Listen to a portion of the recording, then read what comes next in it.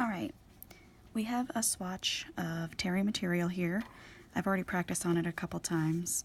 One thing you need to think about is that with a terry, the pattern on the top of the bedspread is going to be entirely inverted on the bottom.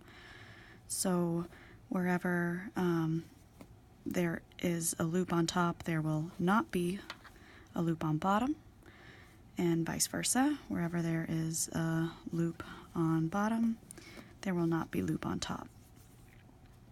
So let's go ahead and make a pull right here on the end. Hopefully we'll get pulled from both sides. Alright. So we got a pretty significant pull here. We're missing 2 bumps here, and this bump here is pulled. And then on the back, we can see that we are missing, looks like 2 bumps, or maybe even just 1. We'll go with 1. I'm going to start by pulling and creating the bumps on this side. So just find, if you look close at the fabric, you can see there's like small threads, 4 small threads there, and then there's a gap, and then there's 4 small threads here and another gap. The gaps are where the loops go. So you're going to want to grab the yarn in the gap and just slowly and gently, making sure you have a hold of all of the yarn so you're not just pulling a few plies. You're going to try to work that loop over. So you can see here I'm kind of separating the plies a little bit, so I'm going to try to do a better job of making sure I've grabbed all the yarn. Alright, I'm going to not pull the whole loop over though, because I'm going to need some of this excess to recreate the loop on the back, and I want these loops to be the same size as the others so that you see like nothing really happened. So going again to that gap, on the next gap that we haven't pulled through yet, I'm going to pull through a little bit of this excess.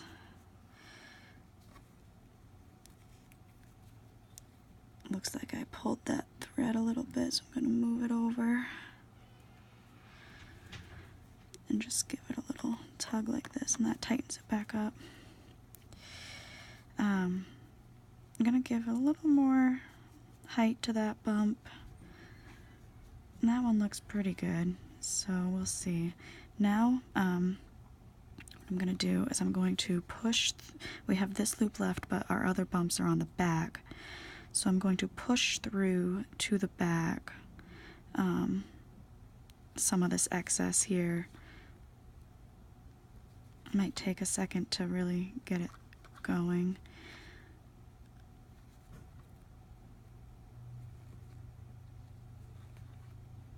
Alright, once I have a little bit on the back, I'm just going to flip it over and gently give it a pull.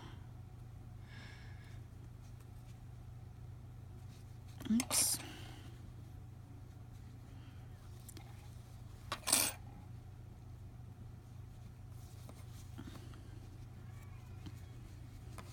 Because you want to leave this loop here, so I'm just trying to get as much excess on the back as possible.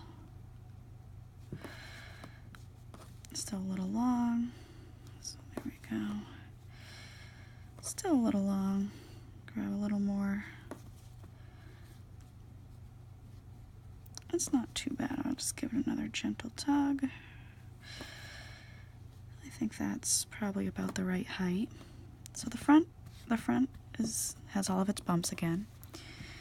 The back looks like we need to recreate a couple bumps. I think I pulled out another one while I was trying to mend it. So it's just the same idea as on the front.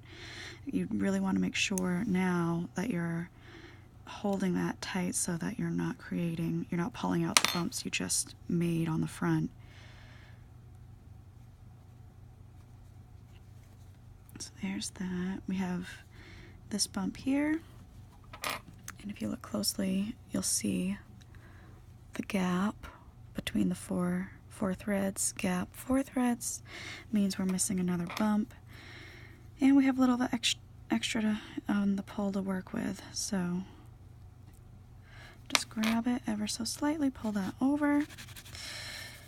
I like to just kind of go like this a little bit to relax the fabric back into place on the places we've pulled. And there you go. It's fixed. Of course,